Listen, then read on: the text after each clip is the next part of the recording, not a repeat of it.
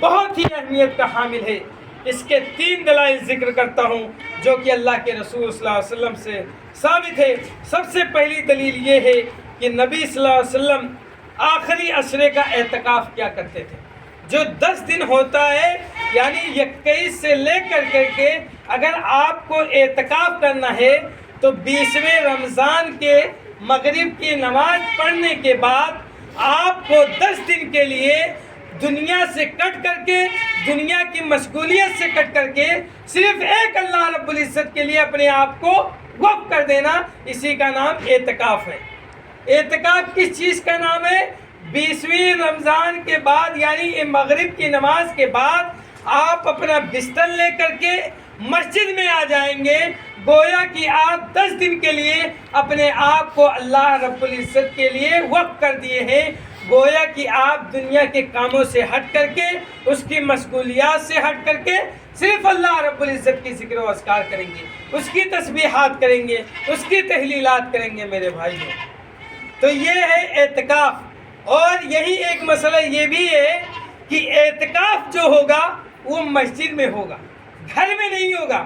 اگر عورت بھی بیٹھنا اعتکاف چاہے گی تو اس کے لیے مسجد میں جگہ بنایا جائے گا، اور گھر میں عورتوں کے لیے اعتکاف نہیں ہے، کیونکہ اللہ تعالیٰ قرآن مجید کے اندر کہتا ہے وَأَنْتُمْ عَاكِفُونَ فِي الْمَسَاجِدِ، کہ اگر آپ کو ٹھہرنا ہے، اعتکاف کرنا ہے تو مسجدوں میں کرنا ہے، گھر میں اعتکاف نہیں ہوتا ہے۔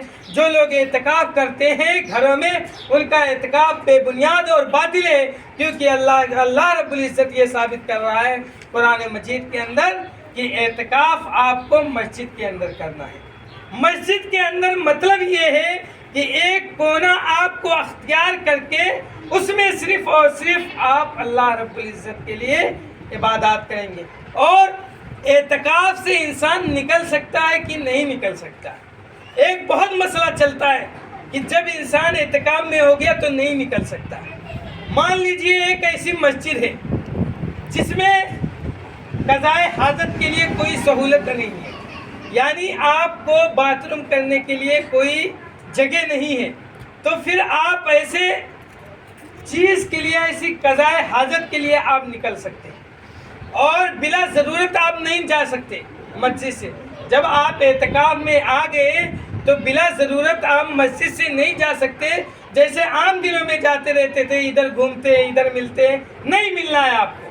آپ کو صرف ضرورت کے وقت اعتکاف سے نکلنا ہے بس۔ اگر کہیں ایسا ہو گیا، بعض جگہوں پہ بعض مسلک والے ایسا کرتے، نہیں نکلنے دیتے، میت بھی ہو جاتی ہے پھر بھی نہیں نکلنے دیتے، تو اسلام ایسا نہیں ہے۔ اگر کوئی ضرورت آ جاتی ہے، وقت پر ضرورت آ جاتی ہے تو آپ اعتکاف سے نکل سکتے ہیں۔ تو سب سے پہلی دلیل یہ ہے جو آخری عشرے کی اہمیت ہے، اور اللہ کے رسول صلی اللہ علیہ وسلم آخری عشرے کا اعتکاف کرتے تھے۔ ام المومنین سیدہ عائشہ رضی اللہ تعالیٰ عنہا فرماتی ہیں ان النبی صلی اللہ علیہ وسلم کان یعتکف العشر الاواخر من رمضان حتی توفاہ اللہ ثم اعتکف ازواجہ من بعد۔ نبی کریم صلی اللہ علیہ وسلم اپنی وفات تک برابر رمضان کے آخری عشرے میں اعتکاف کرتے رہے، یعنی اپنے وفات تک کے اللہ کے رسول صلی اللہ علیہ وسلم آخری عشرے میں اعتکاف کیا کرتے تھے۔ ثم اعتکف ازواجہ من بعد، اور آپ صلی اللہ علیہ وسلم کے بعد آپ کی ازواج مطہرات اعتکاف کرتی رہی ہیں۔ میرے بھائیوں، اس روایت سے پتہ یہ چل رہا ہے کہ اللہ کے رسول صلی اللہ علیہ وسلم یعنی موت کے آنے سے پہلے تک جتنے رمضان اللہ کے رسول صلی اللہ علیہ وسلم نے 9 رمضان کے روزے رکھے ہیں اپنی زندگی میں۔ 9 رمضان کے، یعنی 9 سال رمضان آیا ہے اللہ کے رسول صلی اللہ علیہ وسلم کی زندگی میں، 9 رمضان کے روزے رکھے ہیں، تو 9 رمضان کے روزے تک کے اعتکاف کیا ہے۔ اور جب اللہ کے رسول صلی اللہ علیہ وسلم کی انتقال ہو گیا تو اس کے بعد ثم اعتکف ازواجہ من بعدہ، تو اس کے بعد آپ صلی اللہ علیہ وسلم کی بیویاں، ہماری مائیں ام المومنین جو ہیں، امت محمدیہ کی مائیں جو ہیں، وہ ازواج مطہرات اعتکاف کرتی رہی ہیں۔ اس سے اس روایت سے پتہ یہ چلتا ہے کہ اگر عورتیں اعتکاف کرنا چاہ رہی ہیں تو مسجد کے ذمہ داروں سے گزارش یہ ہے کہ ان کے لیے مسجدوں میں جگہ بنائیں۔ اور یہ روایت بخاری کی 2026 نمبر کی روایت ہے۔ دوسری روایت اعتکاف کے دلائل میں، اہمیت میں، نبی کریم صلی اللہ علیہ وسلم آخری عشرے میں باقی دنوں سے زیادہ عبادت کرتے تھے۔ یعنی جو عام دن ہے، رمضان کے عام دن، اس میں بھی عبادت کرتے تھے، لیکن جتنی عبادت یہ 20 سے لے کر کے 30 رمضان تک کرتے تھے اتنا کبھی نہیں کرتے تھے۔ جد و جہد کیا کرتے تھے؟ ام المومنین سیدہ عائشہ رضی اللہ تعالیٰ عنہ فرماتی ہیں، کان النبی صلی اللہ علیہ وسلم اذا دخل العشر سد مئذرہ واحیا لیلہ وایقظ اہلہ۔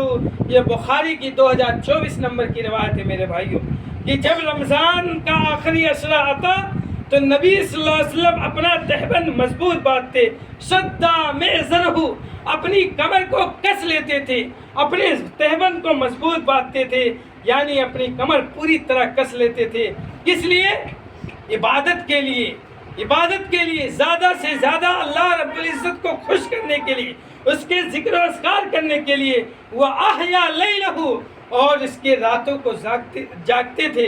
وَأَيْقَظَ أَهْلَهُ، اور اپنے اہل و عیال کو جگاتے تھے میرے بھائیوں۔ اس روایت سے پتہ یہ چلتا ہے اللہ کے رسول صلی اللہ علیہ وسلم آخری عشرے میں بہت زیادہ عبادت کرتے تھے۔